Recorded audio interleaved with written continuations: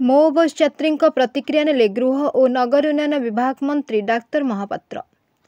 ରାଜ୍ୟ ଗୃହ ଓ ନଗର ଉନ୍ନୟନ ବିଭାଗର ମାନ୍ୟବର ମନ୍ତ୍ରୀ ଡାକ୍ତର କୃଷ୍ଣଚନ୍ଦ୍ର ମହାପାତ୍ର ମୋ ବସ୍ରେ ଯାତ୍ରା କରିଛନ୍ତି।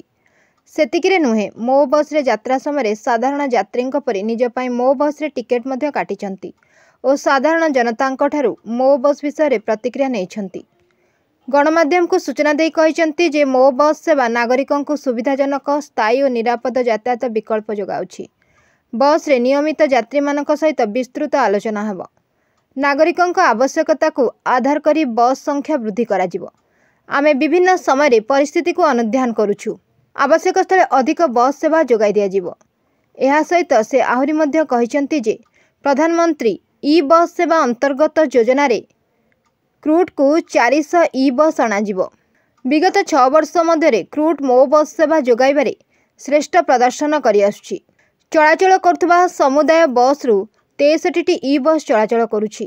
ଆସନ୍ତା ଦିନରେ ଯୋଜନା ରହିଛି ଯେ କଟକ, ଭୁବନେଶ୍ୱର ଏବଂ ରାଉରକେଲା ସହର ପାଇଁ 100ଟି ଲେଖାଏଁ ଏବଂ ସମ୍ବଲପୁର, ବ୍ରହ୍ମପୁର ସହର ପାଇଁ 50ଟି ଇ-ବସ୍ ଯୋଗ କରାଯିବ। ମାଷ୍ଟର କ୍ୟାଣ୍ଟିନ୍ରୁ ମୋ ବସ୍ରେ ଯାତ୍ରା କରି ମାନ୍ୟବର ମନ୍ତ୍ରୀ ପହଞ୍ଚିଥିଲେ Gadakana depot.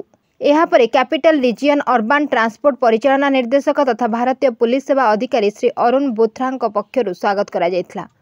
Gadakana e-bus depot ପରିଦର୍ଶନ କରି ବିଭିନ୍ନ ସ୍ଥିତି ବିଷୟରେ ପଚାରି ବୁଝିବା ସହିତ କ୍ରୁଟ୍ ପରିଚାଳନା ଟିମ୍ ସହିତ ଏକ ସମୀକ୍ଷା ବୈଠକ ବସିଥିଲା, ଯେଉଁଥିରେ ବିଭିନ୍ନ ବିଷୟରେ ବିସ୍ତୃତ ଆଲୋଚନା କରାଯାଇଥିଲା ଏବଂ ବ୍ୟସ୍ତ ରହୁଥିବା ରୁଟ୍ଗୁଡ଼ିକରେ ଅଧିକ ବସ୍ ଚଳାଚଳ ନେଇ ଗୁରୁତ୍ୱାରୋପ ଦେବାକୁ କହିଛନ୍ତି।